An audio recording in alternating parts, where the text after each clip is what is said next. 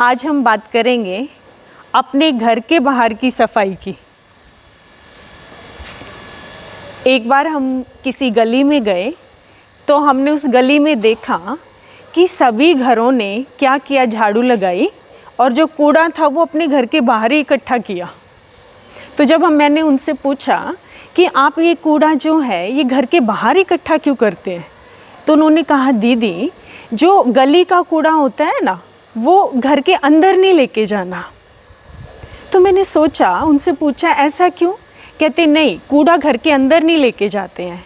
तो मैंने उनको कहा अरे जो घर की मेन गली है वो तो जितनी साफ़ स्वच्छ होगी तो एक पॉजिटिव एनर्जी हमारे घर में आएगी। कोई भी हमारे घर के सामने से गुजरेगा तो क्या कहेंगे, अरे इनकी गली तो बहुत साफ़ है। और दूसरा आप सोचना, अगर आपने घर के बाहर कूड़ा इकट्ठा किया है तो जो भी आ रहा है वो एक नेगेटिव वाइब्स आपको दे रहा है आपके घर के सामने। अरे कैसे हैं ये घर वाले, जो कूड़ा है वो घर के बाहर इकट्ठा किया हुआ है। और अगर किसी का घर की गली सामने साफ़ सुथरी है तो क्या कहेंगे, अरे ये गली तो बहुत साफ़ सुथरी है। तो फ़ायदा किस में है, घर के बाहर कूड़ा इकट्ठा करने में या झाड़ू लगा के उस कूड़े को डस्टबिन में डालने में? जैसे मैं आपको एक स्टोरी बताती हूँ कि एक बार क्या हुआ, एक गली में सब अपने घरों का कूड़ा घर के बाहर रखते थे।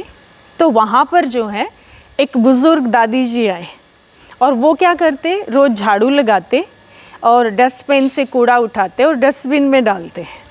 तो उस गली के जितने भी सदस्य थे वो सब उसके ऊपर हंसते थे कि देखो इसको वहम है, ये कूड़ा उठाती है गली का और अंदर डस्टबिन में डालती है। तो वो दादी जी कहते थे कि अगर आप कूड़ा बाहर रखेंगे, बारिश होगी तो बदबू आएगी। लेकिन किसी ने भी नहीं सुना। कुछ समय के बाद बारिश हो गई। अब बारिश होने के बाद कूड़े का क्या हाल होता है, चारों तरफ स्मेल ही स्मेल हो गई, मच्छर पैदा हो गए, मक्खी पैदा हो गई और पूरी गली में जितने भी सदस्य थे सब बीमार पड़ गए। तो हुआ ना नुकसान। तो आपको क्या ध्यान रखना है कि जैसे ही आप अपने घर के बाहर झाड़ू लगाएं गली में तो उस कूड़े को तुरंत उठाना है ताकि नेगेटिव एनर्जी हमारे घर के बाहर ना रहे।